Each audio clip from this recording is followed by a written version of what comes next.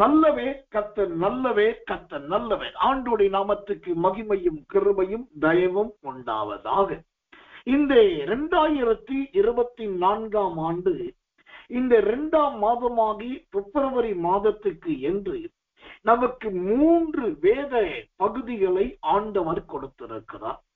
அதிலே ஒன்று, அதிகாலை இருட்டோட ஜெபத்திலே ஒவ்வொரு நாளும் யோசேப்பின் ஆசீர்வாதங்கள் என்ற தலைப்பிலே நாளை முதல் தொடர் வேத பாடம் நமக்கு நடத்தப்பட போகிறது.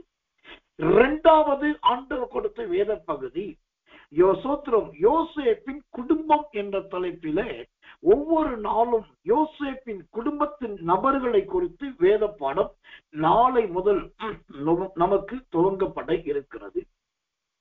3வதாக இந்த மாதத்துக்கென்று ஒரு விசேஷித்த வாக்குத்தத்த வார்த்தையையும் ஆண்டவர் கொடுத்திருக்கிறார். அந்த விசேஷித்த வாக்குத்தத்தம் எது என்று கேட்டால், எரேமியாவின் புஸ்தகம் 33ஆம் அதிகாரம் 6வது வசனம். எரேமியா 33:6.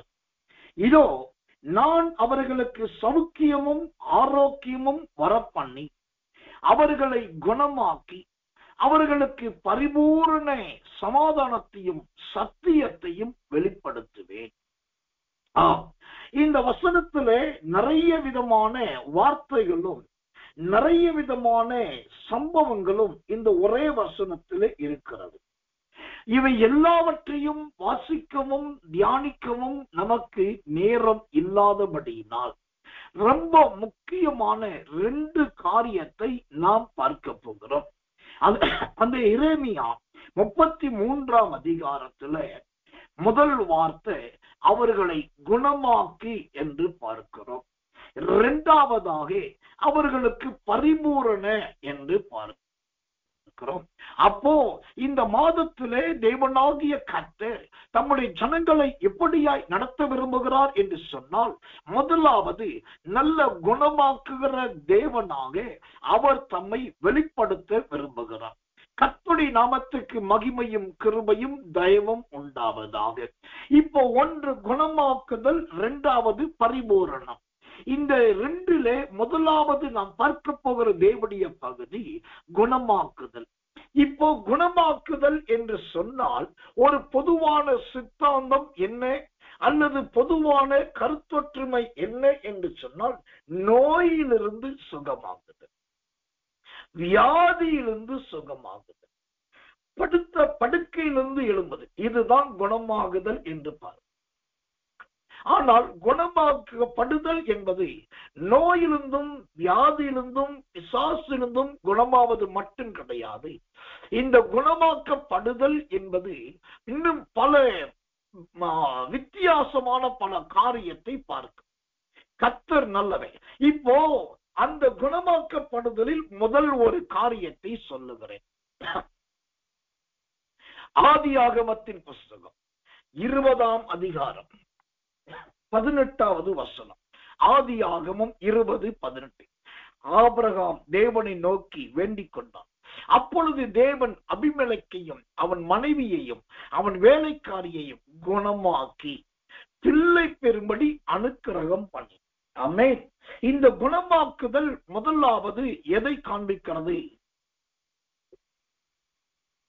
பிள்ளை பிறப்பதையும் பிள்ளை பேற்றையும் காண்பிக்கிறது.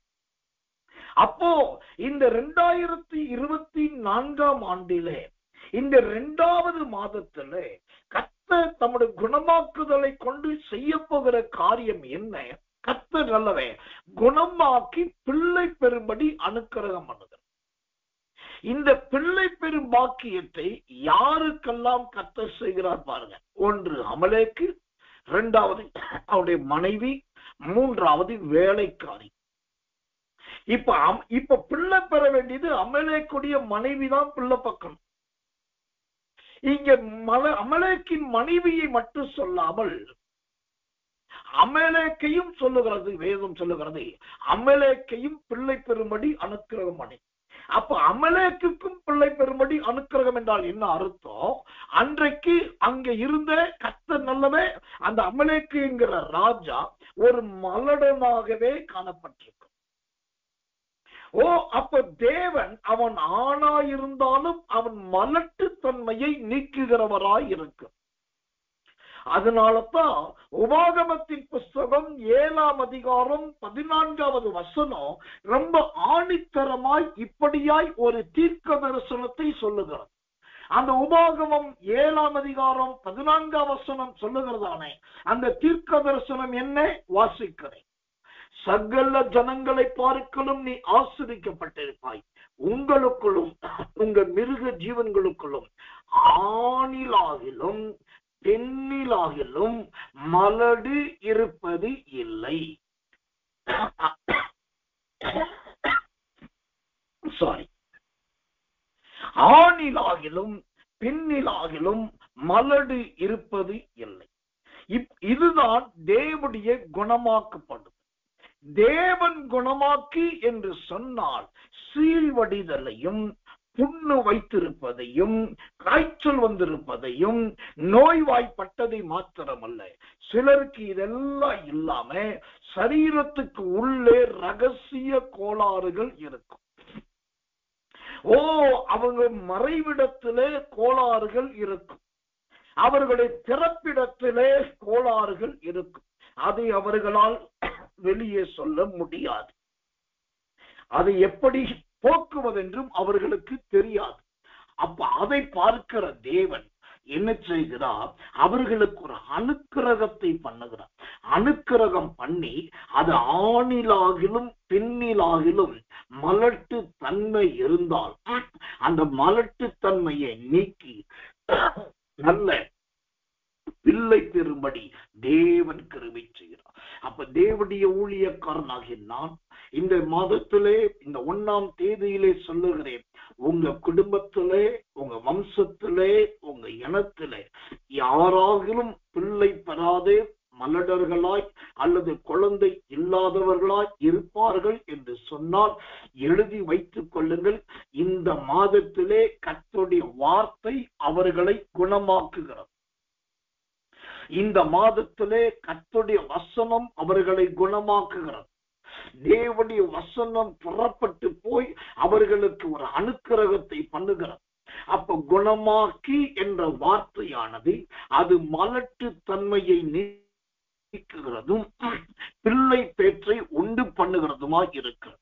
கர்த்தர் நல்லவே, கர்த்தர் நல்லவே, கர்த்தர் நல்லவே. சரி, இந்த குணமாக்கி என்று சொன்னால் ஒன்று கற்ப பிறப்பு ஆசீர்வதிக்கப்படுதல் என்று பார். இந்த குணமாக்கப்படுதல் என்பது இரண்டாவது எதை காண்பிக்கிறது? சங்கீதத்தின் புஸ்தகம் 107ஆம் சங்கீதம் 20வது வசனம். சங்கீதம் 107:20. அவர் தமது வசனத்தை அனுப்பி அவர்களை குணமாக்கி அவர்களை அழிவுக்கு தப்புவிக்கிறார். அல்லேலூயா. குணமாக்குதல் என்று சொல்லும் போது அதுல இரண்டாவது ஒரு ரகசியம் இருக்கிறது. அது என்ன ரகசியம்? அழிவுக்கு தப்புவது. அழிவுக்கு தப்புவது. எனக்கன்பான தேவ பிள்ளைகளே, கர்த்தர் நல்லவே. இன்றைக்கு மனிதர்களுக்கு அழிவு என்பது பலவிதமான அழிவாய் இருக்கு. தாவீதுக்கு அவன் வாழ்க்கையிலே 3 விதமான அழிவுகள் அவனை தேடி வரும். ஒன்று, உச்சம் தலைக்கு மேல் சோத்திரம் மேல இருந்து அல்லது சோத்திரம் வெளியில இருந்து அழிவு வந்தது. இரண்டாவது, அவனோடு கூட இருக்கிற அதிகார வர்க்கத்தில் பிரதானமானவர்கள் மூலமாக அழிவு வந்தது. மூன்றாவது, அவன் செய்த ஊழியத்திலேயே அவனுக்கு அழிவு வந்தது. இப்ப தாவீதுக்கு வந்து அந்த 3 அழிவிலே முதல் அழிவை நீங்கள் பார்ப்பீர்கள் என்று சொன்னால் 1 சாமுவேலின் புஸ்தகம் 30ஆம் அதிகாரத்தை பார்க்கும் போது அங்கு தாவீது வெளியே போயிருக்கிறான். அப்பொழுது சத்துருக்கள் வந்து அவன் இருந்த இடத்துல எல்லாவற்றையும் கொள்ளையாடி தீயிட்டு கர்த்தர் நல்லவை எரித்து விட்டு போய்விடுகிறார்கள். தேவனுடைய நாமத்துக்கு மகிமை உண்டாவதாக. 1 சாமுவேல் 30ஆம் அதிகாரம் 3வது வசனம். தாவீதும் அவன் மனுஷரும் அந்த பட்டணத்துக்கு வந்தபோது இதோ அது அக்கினியினால் சுட்டரிக்கப்பட்டது. இப்ப தாவீதுக்கு வந்த முதல் அழிவு எங்க இருந்து வருது? வெளியில இருக்கிற சத்துருக்கள் மூலமாக அழிவு வருகிறது. அவர்கள் வந்து அக்கினியினால் சுட்டரித்து போட்டார்கள். ஆனால் நன்றாய் கவனிக்க வேண்டும், அவனுடைய மனைவிகளும் அவனுடைய குமாரர்களும் தங்கள் குமாரத்திகளும் சிறைப்பிடித்துக் கொண்டு போகப்பட்டார்கள். இவர்களெல்லாம் சிறைப்பிடிக்கப்பட்டது உண்மைதான். ஆனா தாவீதோ அந்த அழிவுக்கு தப்பினான். தாவீதோ அந்த அழிவுக்கு தப்பினான். கர்த்தர் நல்லவே.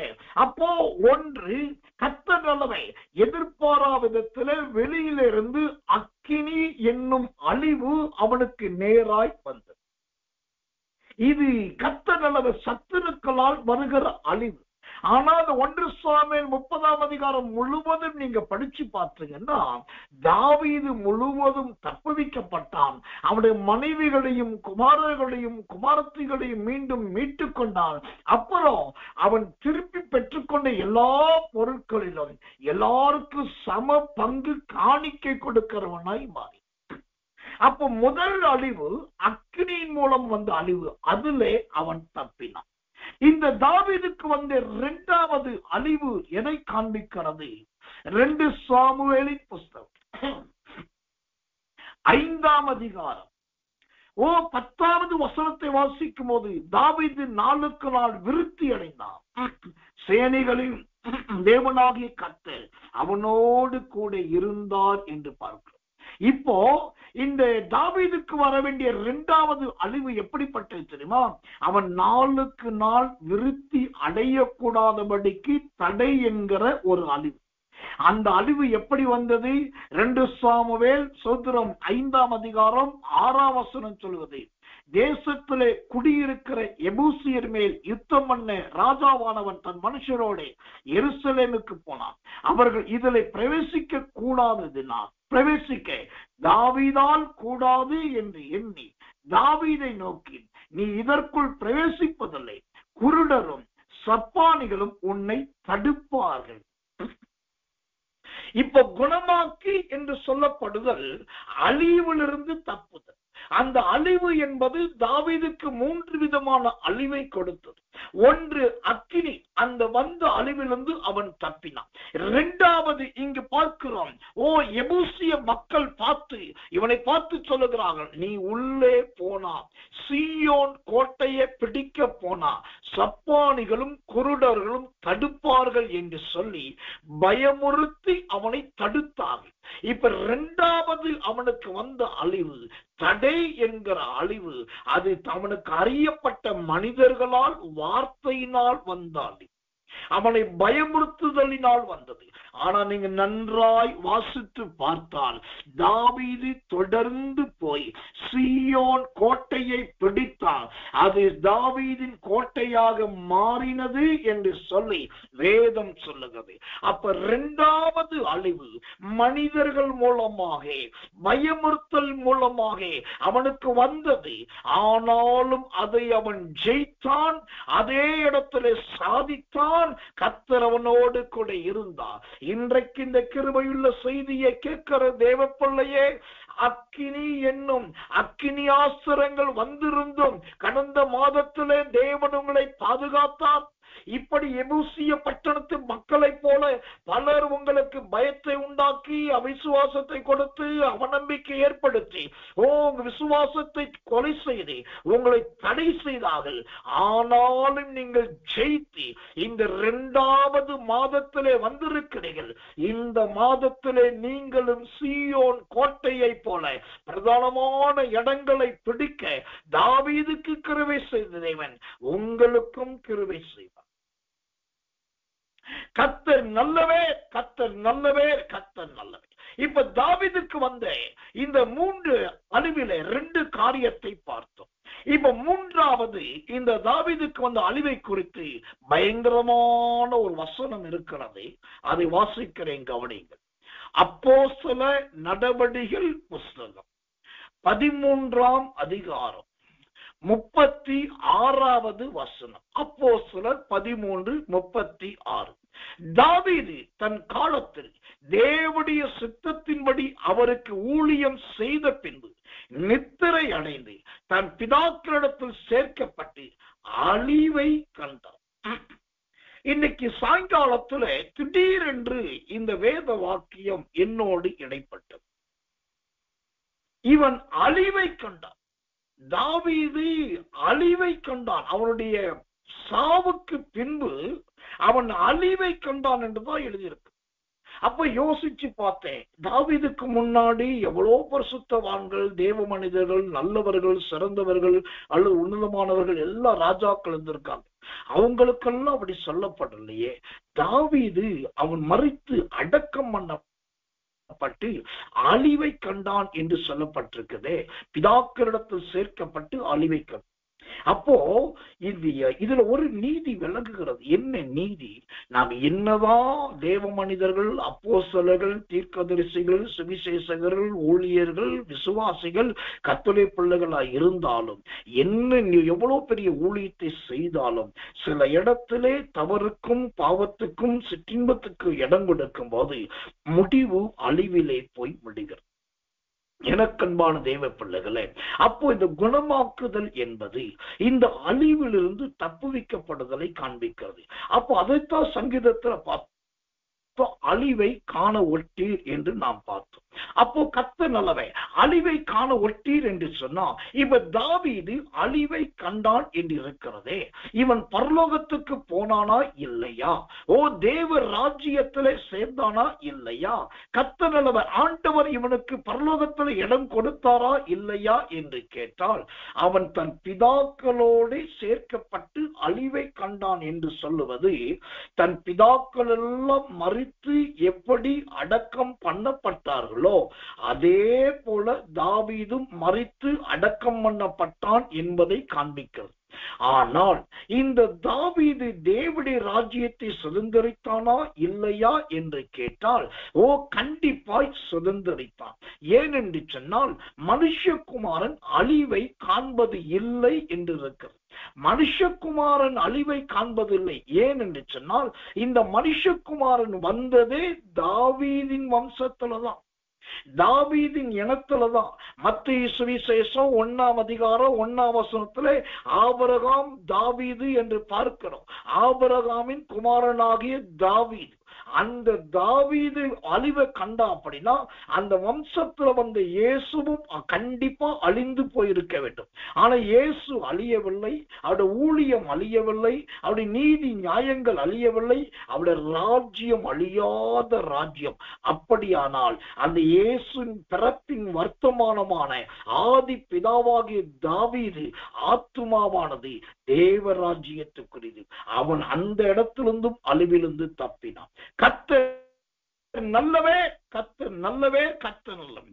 தேவனுடைய ஊழியக்காரனாகி நான் சொல்றேன், இந்த மாதத்துல எல்லா அழிவுகளுக்கும் எல்லா ஆபத்துக்களுக்கும் என் தேவனாகிய கர்த்தர் உங்களை முற்றிலுமாய் தப்புவிப்பார். என் தேவனாகிய கர்த்தரை முற்றிலுமாய் மாற்றுவார். என் தேவனாகிய கர்த்தருடைய கரம் முழுவதுமாய் உங்களை விலக்கி காத்து கொள்ளுகிறதா இருக்கும். கர்த்தர் நல்லவே, கர்த்தர் நல்லவே, கர்த்தர் நல்லவே. தேவனுடைய நாமத்துக்கு மகிமையும் கிருபையும் தயவும் உண்டாவதாக. இப்போ எரேமியா 33 அதிகாரம் 6வது வசனத்துல முதலாவது குணமாக்கி என்று சொன்னேன்.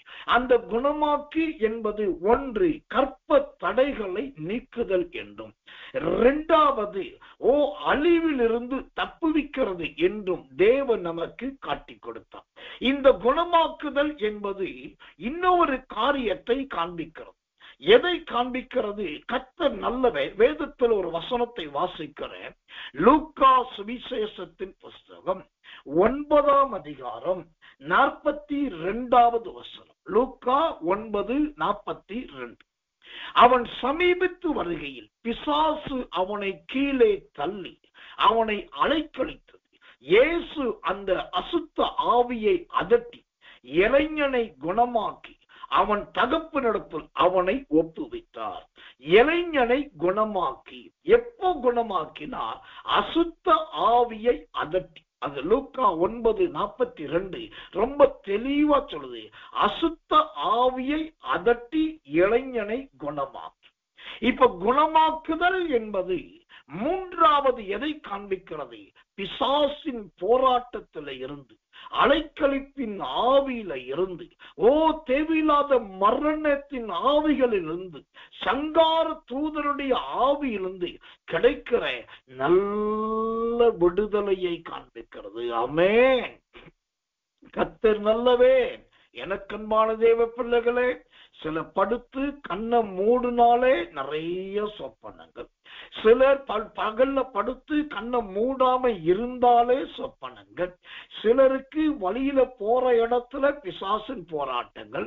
சிலருக்கு வீட்டில வெளியில இருந்த பிரச்சனையே இல்லை, வீட்டில வந்தாதான் பிசாசின் போராட்டங்கள். இன்னும் சிலருக்கு போற இடத்துல வர்ற இடத்துல விற்கிறத கோயில கண்டா, சாமி கொண்டாடுறத கொண்டா, இல்லாட்டி செத்து போனவங்கள பாடையில தூக்கிட்டு போறத கண்டா, இதெல்லாம் கண்டாலே ஒரு பயம் நடக்கும். இதெல்லாம் என்ன அறிகுறினா அசுத்த ஆவியினால் பாதிக்கப்பட்ட அனுபவத்தை காண்பிக்கிறது. அசுத்த ஆவியினால் நிரப்பப்பட்டவர்களும், அசுத்த ஆவியினால் பிடிக்கப்பட்டவர்களும், அசுத்த ஆவியினால் பாதிக்கப்பட்டவர்களும் இப்படி எல்லா விதத்திலும் ஏதோ ஒரு காரியத்திலே அலைக்கழிக்கப்பட்டு கொண்டே இருப்பார். அவர்கள் இருதயமும் சமாதானம் இருக்காது, அவர்கள் உள்ளமும் அமைதலாயிருக்காது, உதடுகளும் சும்மா இருக்காது. அது கொந்தளித்து கொண்டே இருக்கும், தத்தளித்து கொண்டே இருக்கும், ஏதோ ஒண்ணு புலம்பிக் கொண்டே இருக்கும். எதுவுமே இல்லாவிட்டால் வீட்டுக்குள்ள ஏதாவது இழுத்து போட்டு பிரச்சனை நடந்து கொண்டே இருக்கும். இது எல்லாம் அசுத்தாவி கிரியைகள். ஆனால் இங்கு வேதம் சொல்லுகிறது, அசுத்த ஆவியை அவர் அதட்டி இளைஞனை குணமாக்கி.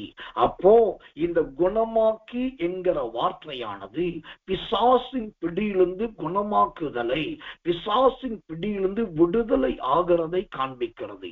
கர்த்தருடைய ஊழியக்காரனாகிய நான் தேவனுடைய வார்த்தையை முன்னிட்டு சொல்லுகிறேன். இந்த பிப்ரவரி மாதத்திலே இந்த மாதம் முழுவதும் எந்த விதமான அசுத்த ஆவிகள், எந்த அலைக்கழிப்பின் ஆவிகள், நுரை தள்ள பண்ணுகிற ஆவிகள், உங்களுடைய சாட்சியை கெடுக்கிற ஆவிகள், எந்த விதமான ஆவிகளும் உங்களை தொடாதபடிக்கு, உங்களை அலைக்கழிக்காதபடிக்கு என் ஆண்டவர் இப்பொழுதே உங்களை குணமாக்க போகிறார். இப்பொழுதே மகனையும் மருமகளையும் குணமாக்க போகிறார். இப்பொழுதே உங்க வீட்டாரையும் வேலைக்காரர்களை குணமாக்க போகிறார். இப்பொழுதே தேவனை குணமாக்குற வல்லமை அசுத்தாவிகளை துரத்தி குணமாக்க போகிறார்.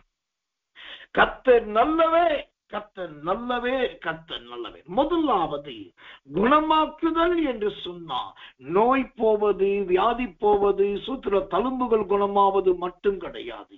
குணமாக்கி என்று சொன்னால் தேவனுடைய வார்த்தை சொல்லுகிறபடி அவர் மலட்டு தன்மைகளை நீக்குகிறவர்.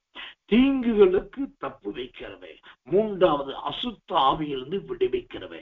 இது மூன்றும் குணமாக்குதலின் கட்டளையின் கீழாய் வருகிறது. இந்த மூன்று விதமான விடுதலையை இந்த மாதத்திலே கர்த்தர் உங்களுக்கு ஆம் என்றும் ஆமேன் என்றும் தந்தருள்வாராக. கர்த்தர் நல்லவே, கர்த்தர் நல்லவே, கர்த்தர் நல்லவே. ஆண்டவருடைய நாமத்துக்கு மகிமையும் கிருபையும் தயவும் உண்டாவதாக. அடுத்ததாக அந்த எரேமியா 33ஆம் அதிகாரம் 6ஆம் வசனத்துல நமக்கு ஆண்டவரால் கொடுக்கப்பட்ட இன்னொரு அழகான வார்த்தை என்னன்னா பரிபூரணம் என்கிற வார்த்தை. தேவனுக்கு மகிமையும் கிருபையும் தயவும் உண்டாவதாக. பரிபூரணம். எனக்கன்பான தேவ பிள்ளைகளே, இந்த பரிபூரணம் என்பது எதை குறிக்கிறது? நாம் பல நேரத்தில் நினைக்கிறோம் இந்த பரிபூரணம் என்பது எல்லா பாத்திரங்களும் நன்மசூத்திரம் நிறைந்திருப்பது. பரிபூரணம் என்பது எந்த குறைவும் இல்லாதது மட்டுமே பரிபூரணம் என்று நினைக்கிறோம். ஆனால் இந்த பரிபூரணத்தை குறித்து பலவிதமான நல்ல விளக்கங்களை வேதம் நமக்கு கற்றுக் கொடுக்கிறது. அது முதலாவது ஒரு பரிபூரணத்தை உங்களுக்கு காண்பிக்கிறேன். 2 பேதுருவின் புஸ்தகம் 1ஆம் அதிகாரம் 11வது வசனம். 2 பேதுரு 1:11. இவ்விதமாய் நம்முடைய கர்த்தரும் இரட்சகருமாகிய இயேசு கிறிஸ்துவினுடைய நித்திய ராஜ்யத்துக்கு உட்படும் பிரவேசம் உங்களுக்கு பரிபூரணமாய் அளிக்கப்படும். அல்லேலூயா. அந்த வார்த்தை எனக்கு ரொம்ப பிடிச்சிருக்கு. திரும்பவும் வாசிக்கிறேன். 2 பேதுரு 1:11. இவ்விதமாய் நம்முடைய கர்த்தரும் இரட்சகருமாகிய இயேசு கிறிஸ்துவினுடைய நித்திய ராஜ்யத்துக்கு உட்படும் பிரவேசம் உங்களுக்கு பரிபூர்ணமாய் அளிக்கப்படும். ஆமென். இங்கு முதலாவது ஒரு பரிபூரணத்தை பார்க்கிறோம். இந்த பரிபூரணம் எதை காண்பிக்கிறது? தேவன் ஒரு தேவ பிள்ளைக்கு தம்முடைய ராஜ்யத்தை கொடுக்கிறார் என்று சொன்னால் அந்த ராஜ்யத்தை எப்படி கொடுக்கிறாராம்? நித்திய ராஜ்யத்தில் பிரவேசிக்கிறதை கொடுத்துட்டு கர்த்தர் நல்லவே அந்த ராஜ்யத்துல எல்லா உரிமையும் கொடுக்கிறார். சிலர் சொல்றாங்க தேவன் நம்முடைய ராஜ்யத்தை கொடுக்கும் போது நமக்காக ஒரு வாசஸ்தலத்தை உண்டு பண்ணிருக்கிறார், நம்ம அந்த வாசஸ்தலத்துலதான் இருப்போம், அது நமக்கு கொடுக்கப்பட்டது, அங்க மட்டும்தான் நம்மால் இருக்க முடியும் என்று சொல்லி. இல்லவே இல்லை. இந்த வசனம் அழகாய் சொல்லுகிறது, ராஜ்யத்துக்கு உட்படுகிற அந்த பிரவேசம் உங்களுக்கு கிடைத்து விட்டாலே அந்த ராஜ்யத்தின் எல்லா பகுதியிலும் பரிபூர்ணமான அலைந்து திரிகிற போய் வருகிற அங்க இருக்கிற கண்ணாடி கடலில் நடக்கிற சோத்திரம் நல்ல அருமையான மாதந்தோறும் புது கனிகளை புசிக்கிற நல்ல கண்ணீர் இல்லாத அனுபவத்தோடு சூரியனும் சந்திரனும் இல்லாத அனுபவத்தோடு நல்ல வெள்ளை சிங்காசனங்களை பார்க்கிற ஆட்டுக்குட்டியானவரோடு பேசுகிற பிதாவாகிய தேவனுடைய மகா பிரசன்னத்தை உணர்கிற இது எல்லாவற்றையும் அனுபவிக்கிறதை கர்த்தர் நமக்கு திரளாய் கொடுப்பார், தாராளமாய் கொடுப்பார். அதுதான் பரிபூரண ஆசீர்வாதம்.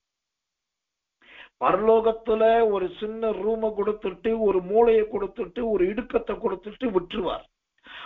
அங்கேயே இருந்துடணும் என்பது அல்ல. அங்க அழகான ஒரு வார்த்தை இருக்குது. அந்த 2 பேதுரு 1:11 ராஜ்யத்துக்கு உட்படும் பிரவேசம். ராஜ்யத்துக்கு உட்படும் பிரவேசம். உட்படும் என்பது நம்முடைய தமிழ் சொல். பிரவேசம் என்பது பூமியை விட்டு எடுக்கப்பட்டு பறந்து போகுது. அந்த சுதந்திரம் அப்போ அந்த ராஜ்யத்துக்கு உட்படுவதற்காக தேவன் நம்மை பறந்து போக செய்து அங்கே உள்ளே பிரவேசிக்க வைப்பான். உள்ளே பிரவேசிக்கிற வரைக்கும் தான் சந்தேகம் இருக்கு.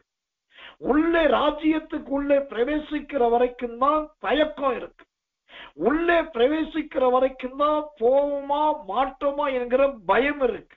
ஆனா எப்படியோ ஒரு வகையிலே நீங்க தேவனுடைய ராஜ்யத்துல உள்ளே பிரவேசிச்சுட்டீங்க அப்படின்னாக்கா அங்க உள்ளே இருக்கிற எல்லாமே பரிபூரணமாய் நமக்கு அளிக்கும். அல்லேலூயா. எல்லாம் பரிபூர்ணமா. அப்ப பரிபூரணம் என்பது 3 நேரம் சாப்பாடு கிடைக்கிறது, படுத்தா தூக்கம் வர்றது, சொந்த வீடு கட்டுறது, நல்ல கார் வாங்குறது, சத்துரு நிறைய நகநட்டை வாங்கி சேமிக்கிறது, சத்துரு நல்ல நிலங்களை வாங்கி போறது, எல்லாருக்கும் முன்னாடி டாம்பிகமா இருக்கிறது, களஞ்சியங்கள் தானியத்தால் நிரம்புவது, ஆலைகளில் திராட்சரசம் புரண்டு ஓடுவது, இவைகள் மட்டும் பரிபூரணம் கிடையாது. அவைகளெல்லாம் பூமிக்குரிய பரிபூரணங்கள். இந்த பரிபூரணத்துல மிக பிரதானமான நல்ல ஒரு பரிபூரணம் என்று சொன்னால் தேவனுடைய ராஜ்யத்தில் பிரவேசிப்பது.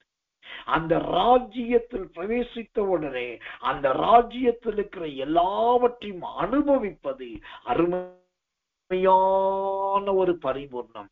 இந்த பரிபூரணத்தை நாடுங்கள், இந்த பரிபூரணத்தை தேடுங்கள், இந்த பரிபூர்ணத்தை ஆண்டவரிடத்தில் கேளுங்கள். அப்போ ஆண்டவர் இந்த அருமையான பரிபூர்ணமாக ராஜ்யத்தையே கொடுப்பதற்கு அவர் சித்தமுள்ளவராய்ப்பார். கர்த்தர் நல்லவே, கர்த்தர் நல்லவே, கர்த்தர் நல்லவே. இந்த பரிபூரணம் என்பது இரண்டாவது எதை காண்பிக்கிறது? இந்த பரிபூரணத்தில் இருக்கிற இரண்டாவது பொக்கிஷங்கள் என்ன என்று கேட்டால், 1 தீமோத்தேயுவின் புஸ்தகம் 1ஆம் அதிகாரம் 14வது வசனம். 1 தீமோத்தேயு 1ஆம் அதிகாரம் 14வது வசனம்.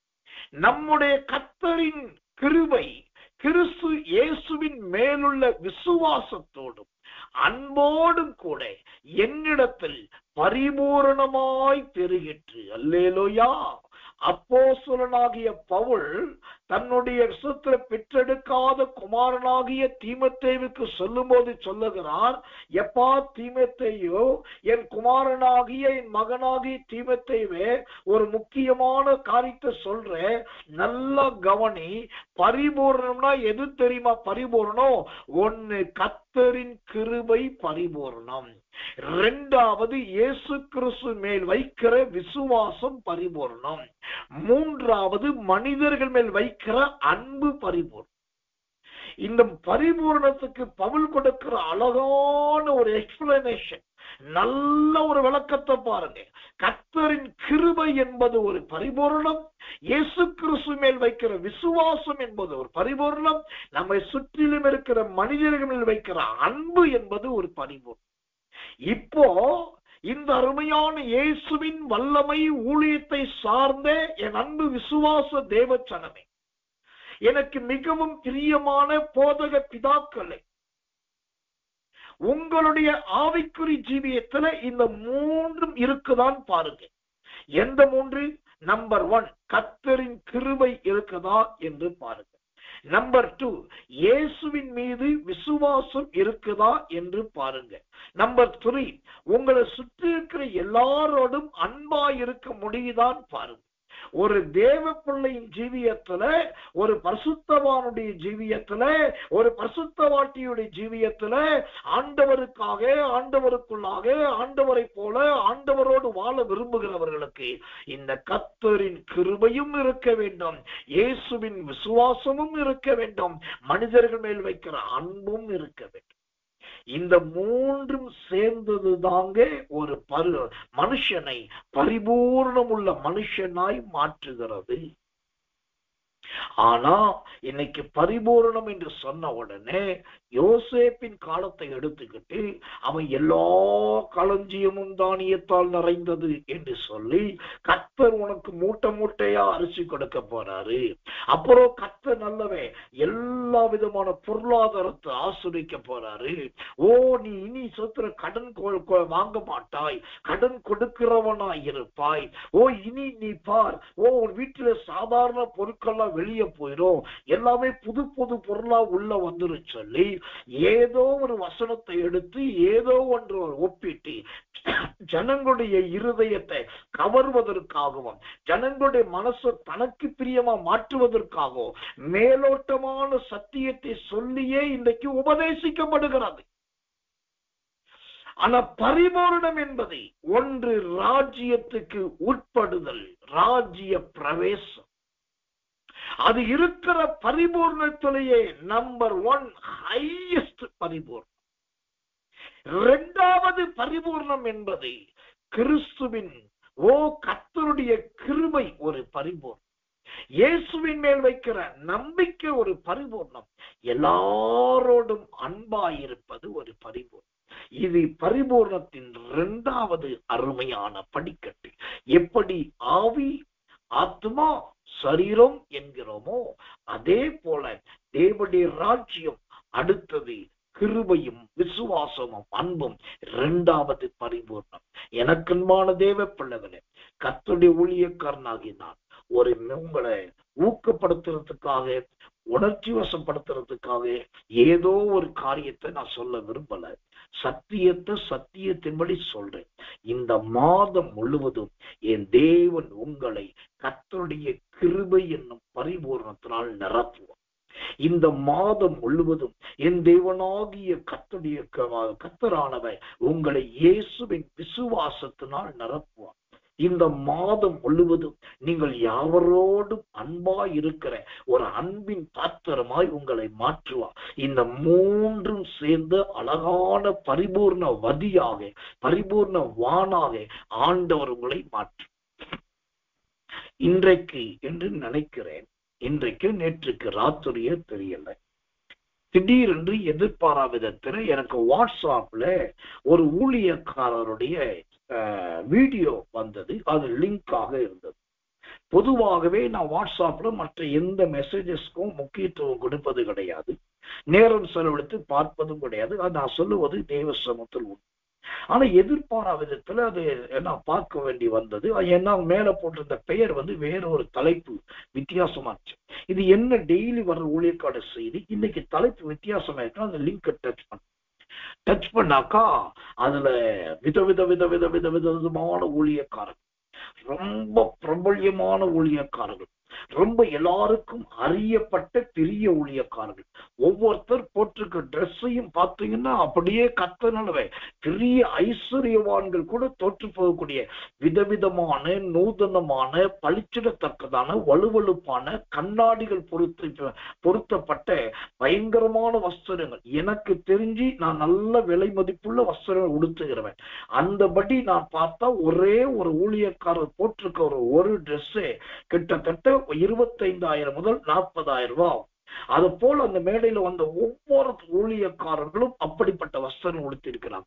அவங்க ஒரு குறிப்பிட்ட ஊழியக்காரரை வாழ்த்துறாங்க.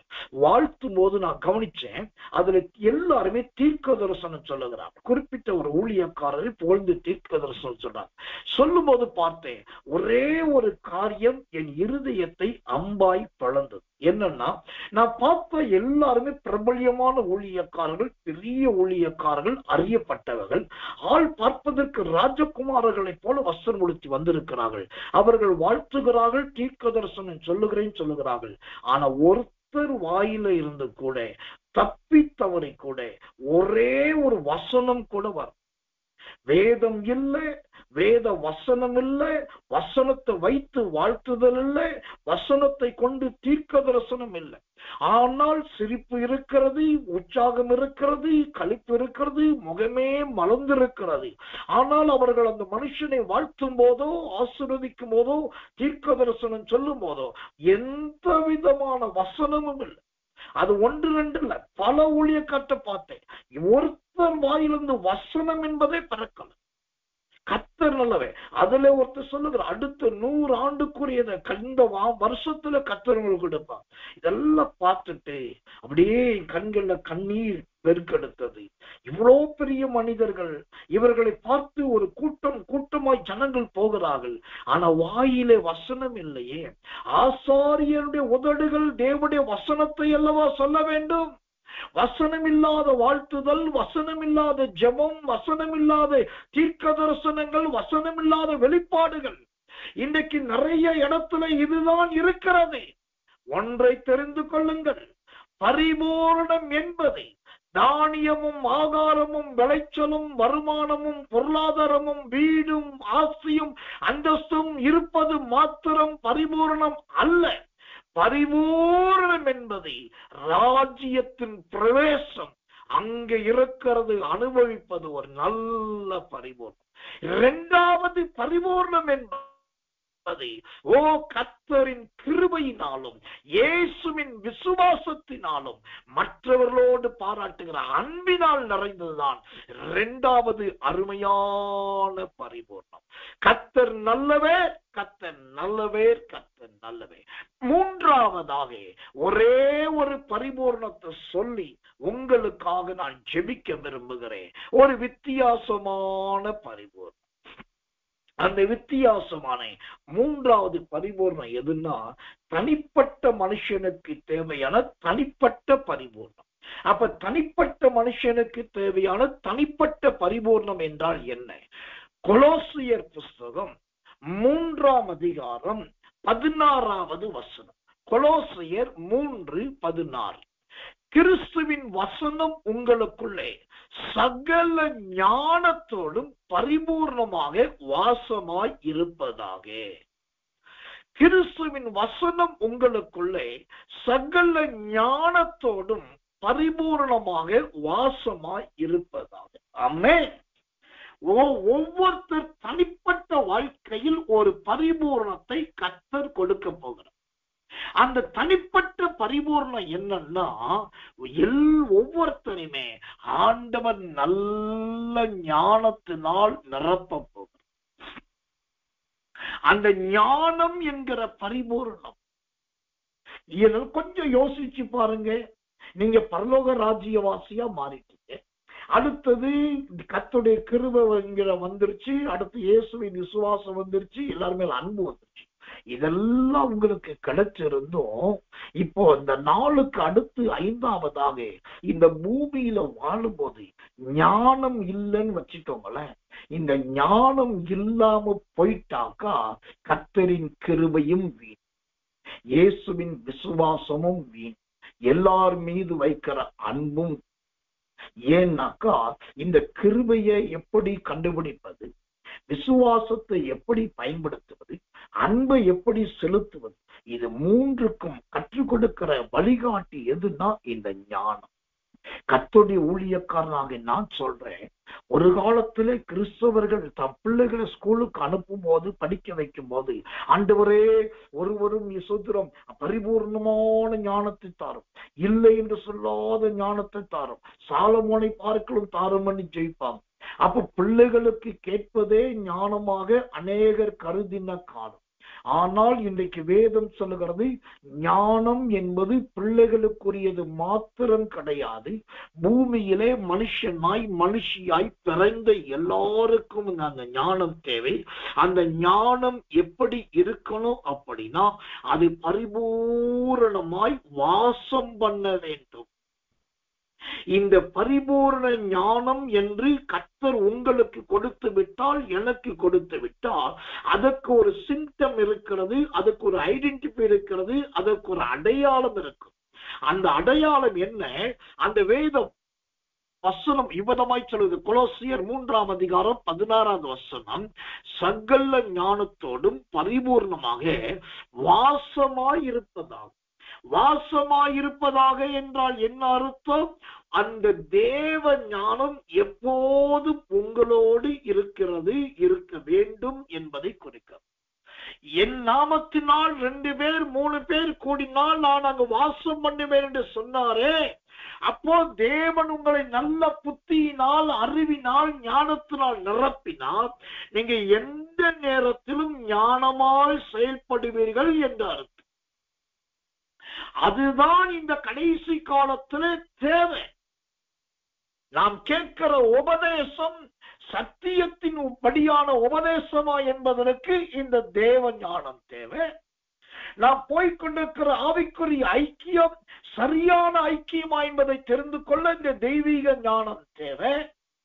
நம்மோடு பேசுகிறவர்கள், பழகுகிறவர்கள் பெயரிலே கிறிஸ்தவ பெயர் வைத்திருக்கலாம், உள்ளே கிறிஸ்துவை உடையவர்களா இல்லையா என்பதை கண்டுபிடிப்பதற்கு இந்த ஞானம் தேவை. நாம் தேவனை ஆராதிப்பது துதிப்பதெல்லாம் பரலோகத்துக்கு போகிறதா இல்லையா என்பதை தெரிந்து கொள்வதற்கு இந்த ஞானம் தேவை. ஆக மொத்தம் ஒரு தேவ பிள்ளைக்கு பரிபூர்ணம் என்பது ஞானத்திலே பரிபூர்ணம் அவசியம். இதை ஆண்டவர்கிட்ட கேளுங்க.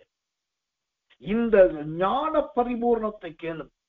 இந்த பரிபூர்ண ஞானத்தை கேட்டு பாருங்க. இது வந்துருச்சுன்னு வச்சுக்கோங்களேன், நீங்க இடறவும் மாட்டீங்க, யாரும் உங்களை இடற பண்ணவும் முடியாது. கர்த்தர் நல்லவன்.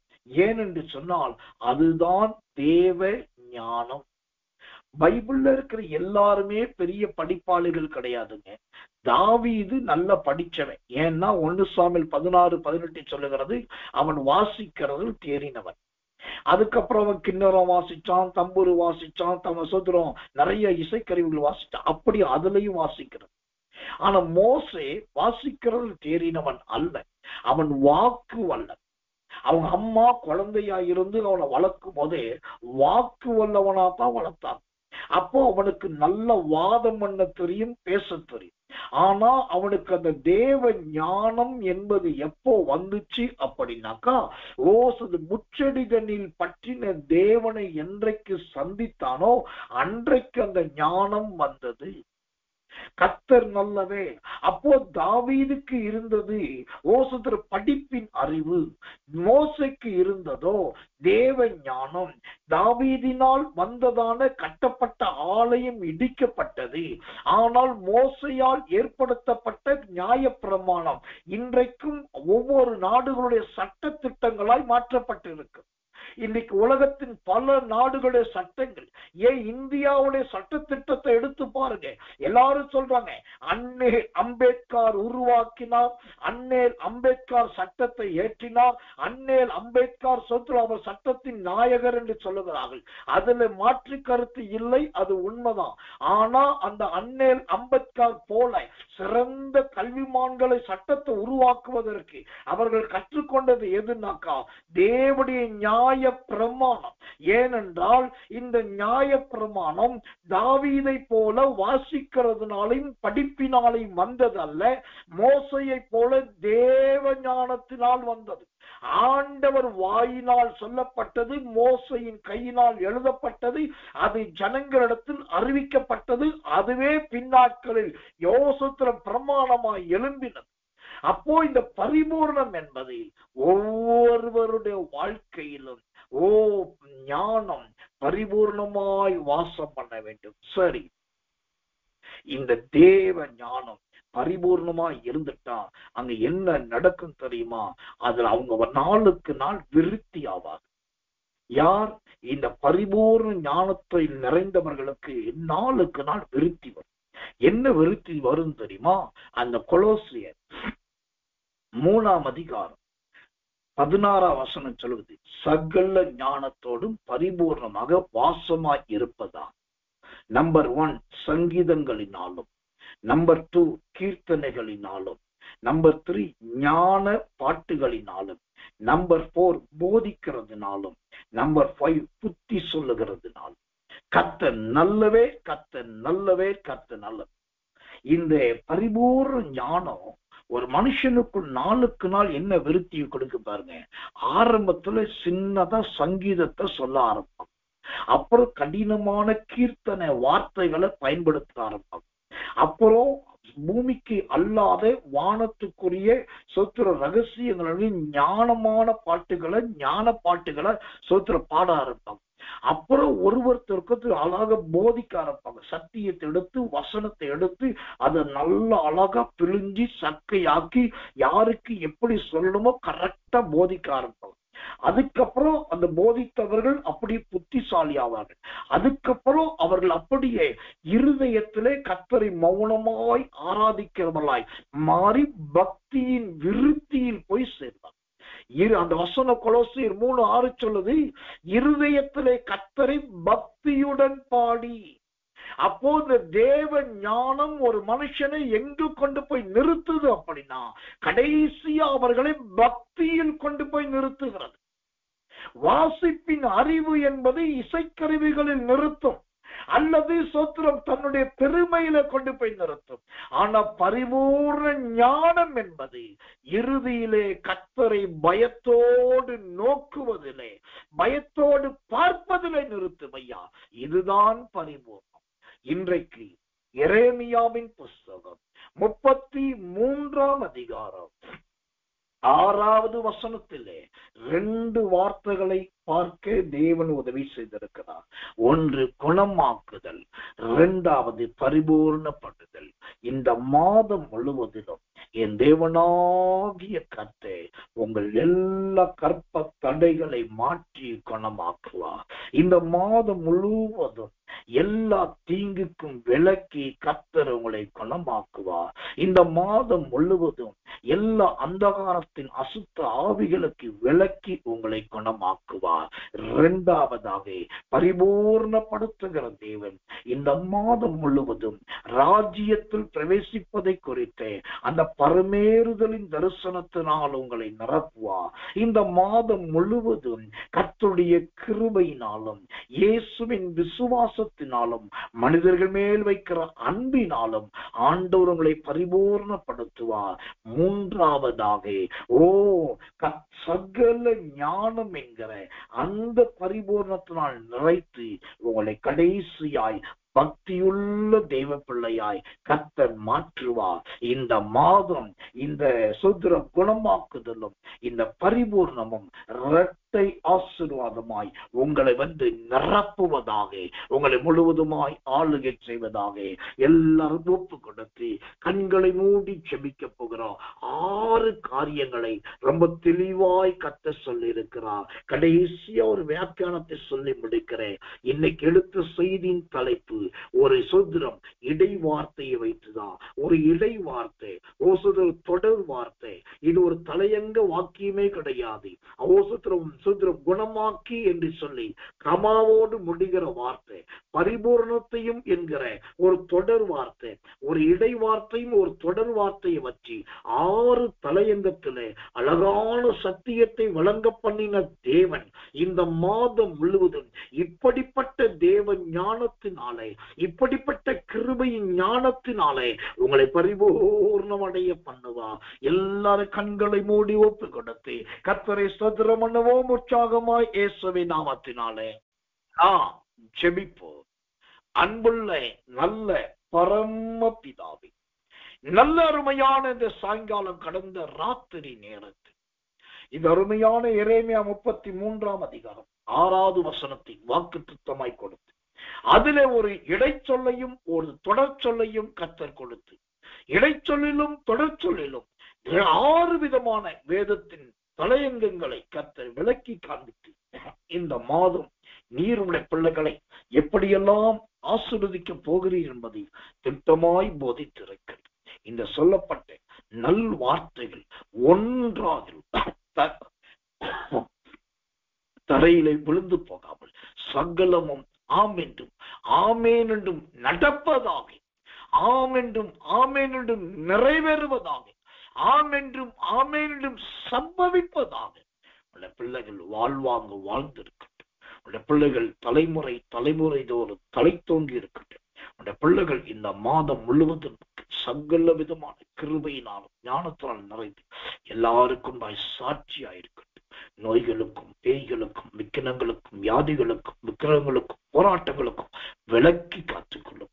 கர்த்தராகிய தேவனுடைய கரம் பெரிய காட்சி செய்வதாக தாழ்த்தி ஒப்பது இயேசுவின் ரத்தம் செய்யும். இயேசுவின் நாமத்தில் ஜெபிக்கிறோம். ஜெபம் கேளும் ஜீவனுள்ள நல்ல பிதாவே. ஆமென், ஆமென், ஆமென்.